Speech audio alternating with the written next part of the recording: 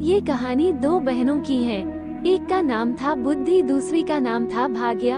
वैसे तो हमेशा वो दोनों मिलजुल कर रहा करती थी, लेकिन न जाने क्यों एक दिन उन दोनों में एक बात को लेकर बहस हो गई। मुद्दा था कि दोनों में से बड़ी कौन है। वे दोनों ही अपने अपने बड़े होने का दावा कर रही थी। लंबी चलने वाली बहस का कोई परिणाम नहीं आता देखकर दोनों ने मिलकर एक समाधान निकाला। दोनों ने तय किया कि वे दोनों एक साथ किसी एक घर में जाएंगी और वहां अपनी अपनी शक्तियां आजमाएगी।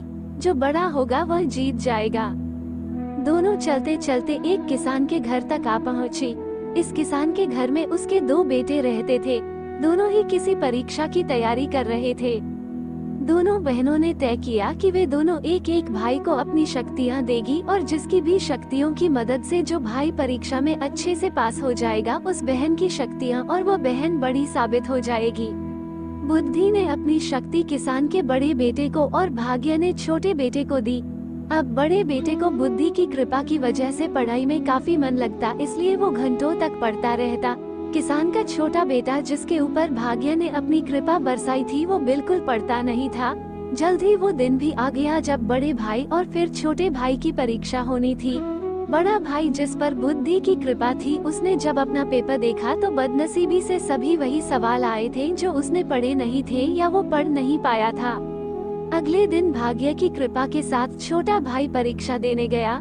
भाग्य उसके साथ था, इसलिए उसके पेपर में सबसे आसान प्रश्न पूछे गए थे, लेकिन सब व्यर्थ था क्योंकि उसने कुछ भी नहीं पढ़ा था।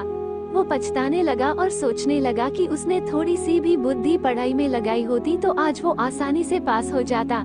इस तरह बिना भाग्य के किसान का बड़ा बेटा और बिना बुद्धि के किसान का छोटा बेटा परीक्षा में फेल हो गया।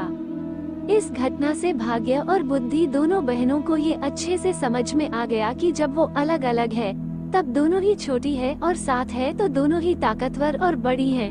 बड़ी ही सरल बात ये कहानी हमें सिखाती है कि हमें भाग्य और मेहनत दोनों को ही अहमियत देनी चाहिए। दोस्तों, आपको ये कहानी कैसी लगी कमेंट करके बताना। चैनल को सब्सक्राइब नहीं करा तो चैनल को अभी सब्सक्राइब कर लेना। चैनल पर हम रोज नई नई कहानियाँ लाते रहते हैं। फिर मिलते हैं एक और कहानी के साथ। Thank you.